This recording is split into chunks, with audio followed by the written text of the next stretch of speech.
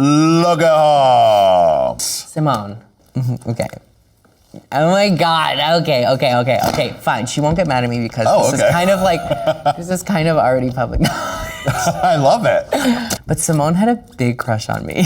Oh. And I think it's kind of dissipated now. And I mean, I kind of have a crush on her because literally, look at her. Literally insane. But whenever we were face to face or when we had a party and we would get a little lit, sometimes we get a little flirty, a little cozy with each other. But cozy enough that one's lips touched another's lips? That actually hasn't ever happened. But it's like those moments where like your eyes might lock and you're like, wait, should we? Should we? Should we? Boys kissing right now? You know, it would usually be like out of drag or whatever and stuff like that. But like Symone is beautiful and like low key, I also was like questioning myself. I was like, wait, do I also have a crush on Symone?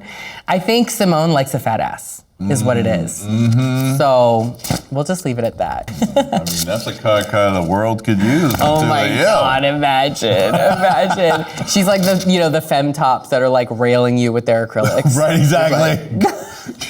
You've got your whole face covered by the big Symone nails. And she's like, oh yes, work. Work, bitch. Look at her.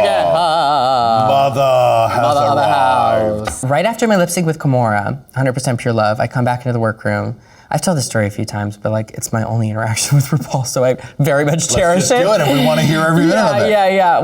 I come back into the workroom, and she's like, Denali, that lip sync was incredible. So to hear that from her was like really validating, but she didn't just stop there. And she was like, and by the way, your ass is amazing. And I was like, I can literally die so happy. I think RuPaul's an ass girl too. RuPaul likes to look at a lot of different things. Let's be honest, I think she's an ass girl. But yeah, it was probably like one of my most cherished moments of life, so. Look at her.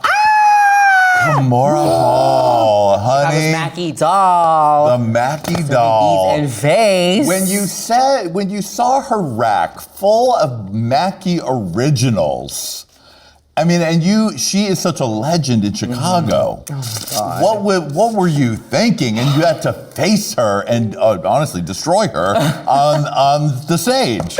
You know, I almost wish we had gotten there and I would have been like, I don't know this bitch, she's not my friend. Right. Because then they would have been like, oh, well, let's not really. Right, but you told them that you were friends, so your hearts needed to be ripped apart, stepped on it, and you were battling for your life. So maybe that was to her detriment, like us being like besties while we were there. She knows how I lip sync from back home.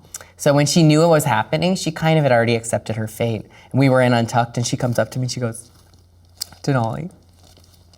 And I was like, yes, Kimora. And she was like, I want you to go for it. And I literally looked her straight in the eyes and I was like, I'm not gonna hold back, Kimora. And she literally just like gulps and she's like, okay. Like I think she just understood that in that moment that like, maybe it was kind of over for her, but it was an iconic moment and I'm so grateful to have shared it with her.